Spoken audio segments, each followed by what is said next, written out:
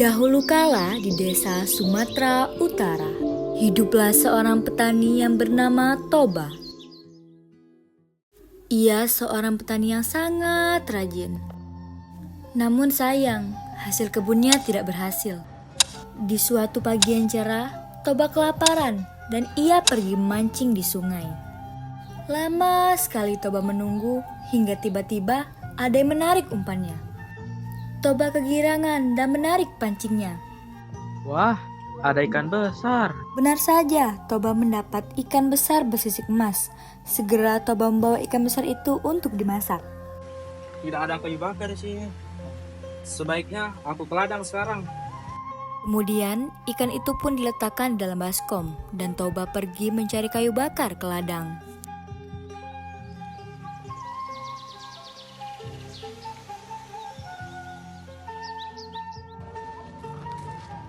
Wah, aku makan enak hari ini. Seru Toba sambil membawa kayu bakar ke belakang rumahnya.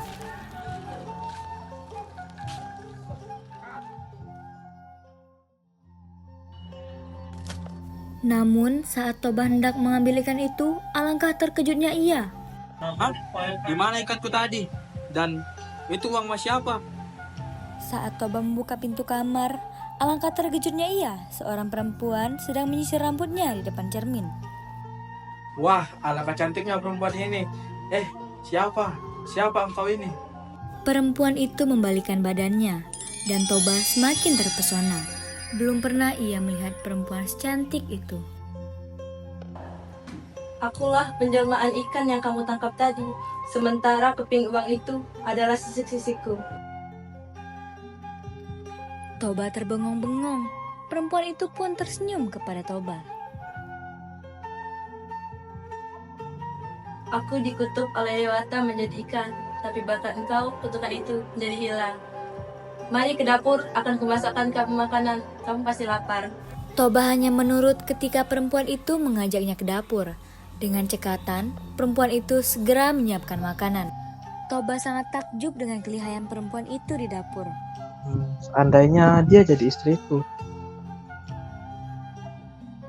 Rupanya si perempuan itu bisa membaca keinginan hati Toba.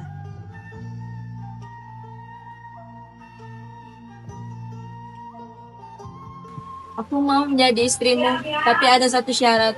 Kata perempuan itu. Setelah Toba selesai makan, Toba sangat terkejut mendengar perkataannya. Katakan, apa syaratnya? Jika kita menikah nanti, jangan pernah mengungkit asal mulaku sebagai seekor ikan.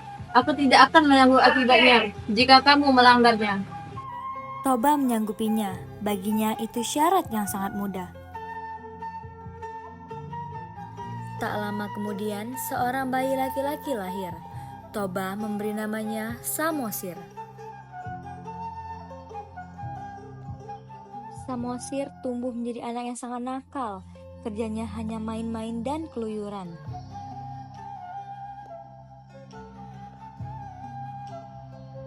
Istriku, kamu jangan terlalu memanjakan anak kita Samosir. Jika terus dimanjakan, dia malah tambah nakal. Bersabarlah Kanda, nanti juga Samosir akan menyadarinya. Aku sudah bersabar, Dinda. Tapi kan kesabaran itu ada batasnya. Suatu hari, istri Toba membujuk Samosir untuk mau mengantarkan makanan ke ladang untuk Toba. Samosir, Samosir! Ada apa, Ibu? Antarkan makanan ini ke ayah. Aku tidak mau, Bu. Antarkan makanan ini ke ayah. Baiklah, akan aku antarkan makanan ini untuk ayah. Namun, di tengah jalan, Samosir malah bermain bersama teman-temannya. Selesai bermain, Samosir merasa lapar.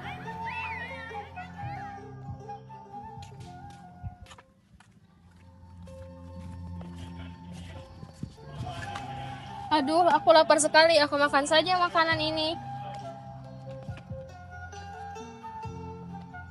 Wah, enak banget. Dia pun memakan makanan yang seharusnya untuk ayahnya.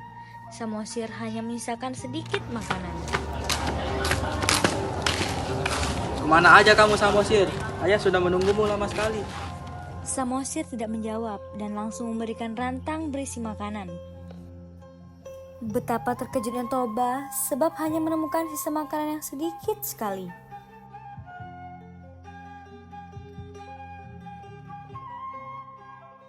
Samosir, kamu sudah memakan makanan ayah ya. Kelakuanmu ini udah di luar batas. Dasar anak ikan, kembali kamu. Kemarahan Toba tidak terbendung lagi. Tanpa sadar, ia telah mengucapkan pantangan yang telah disyaratkan oleh istrinya.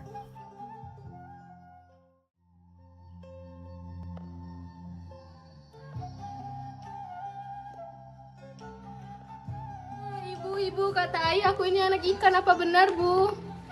Istri Toba merasa sedih karena Toba telah mengungkit asal-usulnya. Samosir, cepatlah nak kau berlari ke atas bukit sebelum air bah datang. Baik, Bu. Samosir menurut, maka segeralah langit berwarna gelap dan petir menyambar-nyambar. Tiba-tiba air bah muncul dari arah sungai.